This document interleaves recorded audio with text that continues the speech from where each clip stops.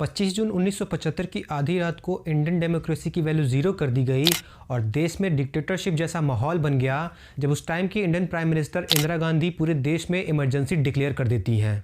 वैसा टाइम था कि दूसरी पार्टीज जैसे कि आरएसएस और जनता दल के लीडर के अलावा खुद कांग्रेस के कई लीडर्स को जेल में डाल दिया गया था क्योंकि वो इंदिरा गांधी के अगेंस्ट में आ गए थे। इसके अलावा 6 लाख से ज़्यादा लोगों की नसबंदी भी करा दी गई थी। लेकिन जहां कई लोगों के लिए ये पूरा इमरजेंसी पीरियड एक ब्लैक डे जैसा था, वहीं कई फेमस लीडर और बिजनेसमैन जैसे कि बाल ठाकरे और जे.आर.डी. टाटा ने इसे सपोर्ट किया था। तो आखिर सच क्या था और क्या थी इमरजेंसी के पीछे की कहानी? इस वीडियो में हम इसी चीज के बारे में बात करेंगे। भाइयों और बहनों, राष्ट्रपति जी ने आपातकाल की घोषणा की है। इससे आतंकित होने का कोई कारण नहीं है। The President has proclaimed emergency. This is nothing to panic about. इसकी शुरुआत होती है 1971 से, जब इंदिरा गांधी यूपी के रायबरेली से चुनाव लड़ी और राजनारायण, जो कि एक फेमस फ्रीडम फाइटर थे, उन्हें 1300 वोटों से हरा देती हैं। इस इलेक्शन के बाद राजनारायण इंदिरा गांधी के खिलाफ इलाहाबाद हाई कोर्ट में केस कर देते हैं। राजनारायण का मानना था कि इंदिरा गांधी ने 1971 की उस इलेक्शन में आचार संहिता के 2 रूल्स को फॉलो नहीं किया था, जिसमें पहला था कि नई दिल्ली के सीएम सचिव यशपाल कपूर ने रायबरेली में इंदिरा गांधी के चुनाव में सरकारी मदद दी थी, और दूसरा कि जो मंच इंदिरा गांधी ने उस इलेक्शन में यूज़ किया था उसकी फंडिंग भी यूपी के ही कुछ गवर्नमेंट ऑफिसर्स ने की थी।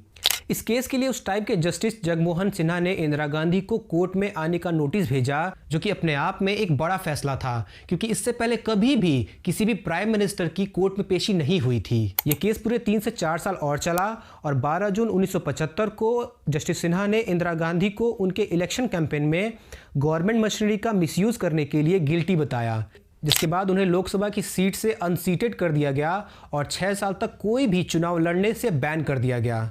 इसके बाद पूरे देश भर में इंदिरा गांधी के खिलाफ प्रोटेस्ट होना शुरू हो गया। जनता दल पार्टी के लीडर जयप्रकाश नारायण और मोरारजी देसाई ने इंदिरा गांधी के खिलाफ प्रोटेस्ट रैली भी निकाली, जिसका नाम था एंटी गवर्नमेंट प्रोटेस्ट। अपने उस प्रोटेस्ट रैली में जयनारायण ने मिलिट्री फोर्स और पुलिस से रिक्वेस्ट किया कि वो इस गवर्नमेंट के ऑर्डर को मानने से मना कर दे, क्योंकि ये वो गवर्नमेंट है जो हमारे ही कॉन्स्टिट्यूशन के बेसिस पर काम नहीं करती है।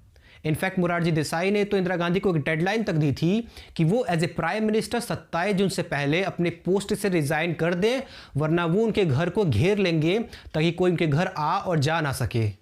कई रिसर्चर्स के अकॉर्डिंग जयप्रकाश नारायण और मोरारजी देसाई की इसी स्टेटमेंट ने इंदिरा गांधी को इमरजेंसी लगाने का एक मौका दे दिया। इन दोनों लीडर की स्टेटमेंट सुनने के बाद इंदिरा गांधी ने अपने ही घर एक काफ़ी अर्जेंट बेसिस पर मीटिंग बुलवाई, जिसमें उनके काफ़ी ट्रस्टेड और लॉयल लोग आए थे, जैसे कि संजय गांधी और सिद्धार्थ शंकर रॉय। सिद्धार्थ शंकर रॉय जो कि उस टाइम के चीफ मिनिस्टर थे वेस्ट बंगाल के, और वो इंदिरा गांधी के काफ़ी क्लोज फ्रेंड भी थे। उन्होंने इंदिरा गांधी को इमरजेंसी लगाने का सजेशन दिया, क्योंकि जयप्रकाश नारायण और मोरारजी की दी हुई स्टेटमेंट एक इंटरनल वायलेंस को जन्म देती है, यानी कि फिर देश के अंदर एक इंटरनल इमरजेंसी की सिचुएशन बन जाती है, क्योंकि उन दोनों का स्टेटमेंट देश के मिलिट्री फोर्स और यूथ को देश चला रहे पॉलिटिकल पार्टी के खिलाफ भड़काने का काम कर रहे थे, और उन्हें ऐसी सिचुएशन में इमरजेंसी लगाने का परमिशन इंडियन कॉन्स्टिट्यूशन का आर्टिकल 352 देता है, जिसमें यह कहा गया है कि इंडिया एक्सटर्नल और इंटरनल वायलेंस के केस में इमरजेंसी डिक्लेयर कर सकता है। इससे पहले भी इंडिया में 2 बार इमरजेंसी की अनाउंसमेंट हुई थी, लेकिन ये दोनों ही एक्सटर्नल वायलेंस के केस में हुआ था।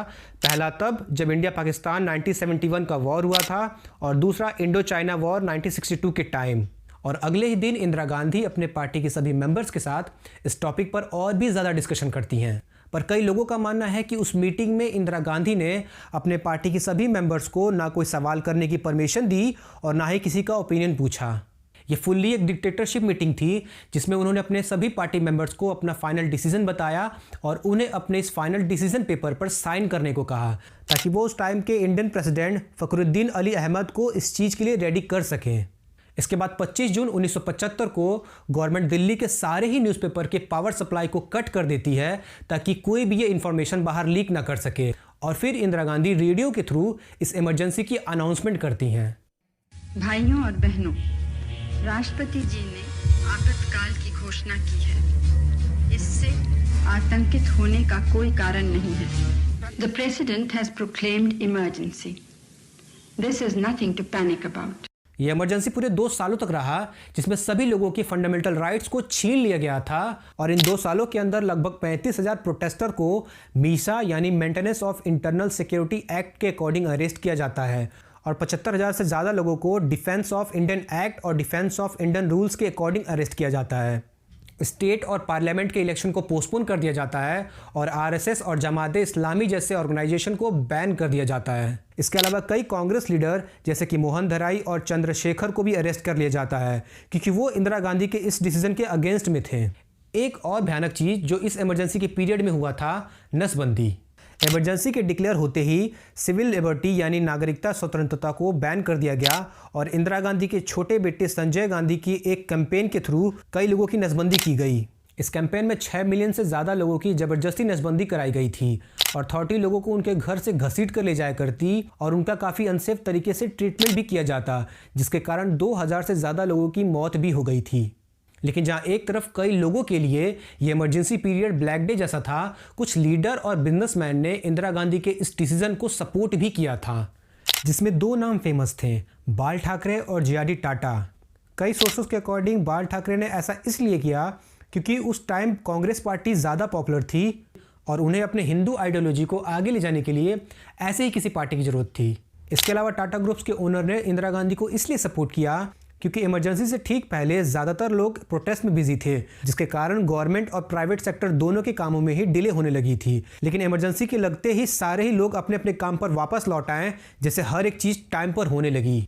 लेकिन फिर बाद में जे.आर.डी. टाटा ने अपने इस स्टेटमेंट को बदल लिया। 21 मार्च 1977 को जाकर ये इमरजेंसी ख़त्म कर दी जाती है और इलेक्शन का अनाउंसमेंट होता है। इस इलेक्शन में इंदिरा गांधी और उनके बेटे संजय गांधी दोनों ही अपने अपने सीटों पर हार जाते हैं और देश में पहली बार कांग्रेस पार्टी के अलावा कोई दूसरी पार्टी पावर में आती है। लेकिन उसकी कहानी फिर कभी। उम्मीद है कि ये इमरजेंसी की वीडियो आपको इन्फॉर्मेटिव लगी होगी। अगर आपको ये वीडियो अच्छी लगी है तो प्लीज़ हमें सपोर्ट कीजिए। हम इसी तरह की कई डीप रिसर्चेबल वीडियो लाते रहते हैं।